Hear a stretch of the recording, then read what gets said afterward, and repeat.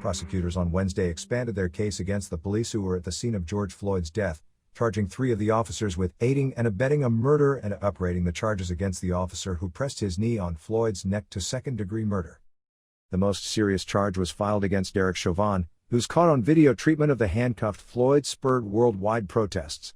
3 other officers, Thomas Lane, Jay Kung and Tao, were charged with aiding and abetting second-degree murder and second-degree manslaughter. All 4 were fired last week.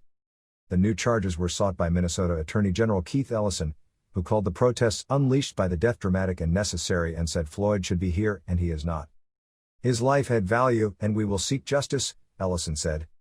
Benjamin Crump, an attorney for Floyd's family, called it a bittersweet moment and a significant step forward on the road to justice. Crump said Ellison had told the family he would continue his investigation into Floyd's death and upgrade the charge to first-degree murder if warranted. Chauvin was initially charged with third-degree murder and second-degree manslaughter.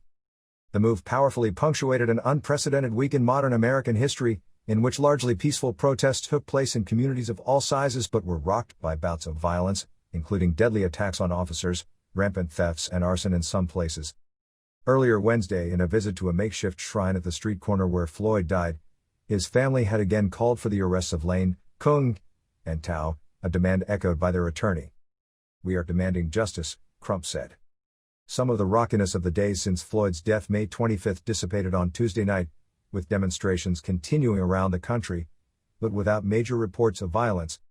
Curfews and efforts by protesters to contain earlier flare-ups of lawlessness were credited with preventing more widespread damage to businesses in New York and other cities overnight. "Last night we took a step forward in moving out of this difficult period we've had the last few days and moving to a better time," New York Mayor Bill de Blasio said. New York police said about 280 people were arrested on protest-related charges Tuesday night, compared with 700 a day earlier. Nationwide, more than 9,000 have been arrested in connection with unrest. At least 12 deaths have been reported, though the circumstances in many cases are still being sorted out. Some tense incidents continued Tuesday night, but were far less prevalent than in preceding days.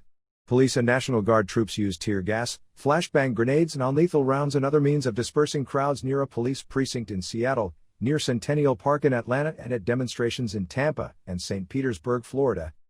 Minnesota has opened a civil rights investigation into whether the Minneapolis Police Department has a pattern of discrimination against minorities.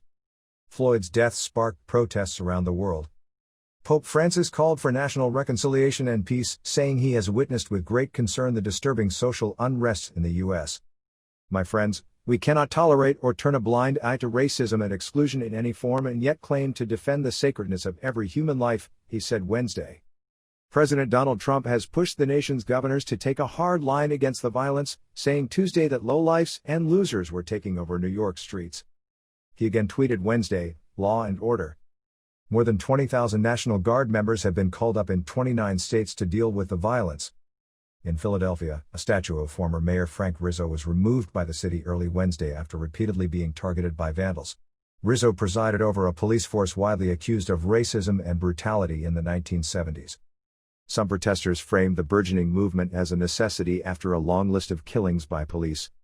"It feels like it's just been an endless cascade of hashtags of black people dying, and it feels like nothing's really being done by our political leaders to actually enact real change," said Cristino Henzua, 19, who attended a peaceful protest at the Minnesota Capitol in St. Paul.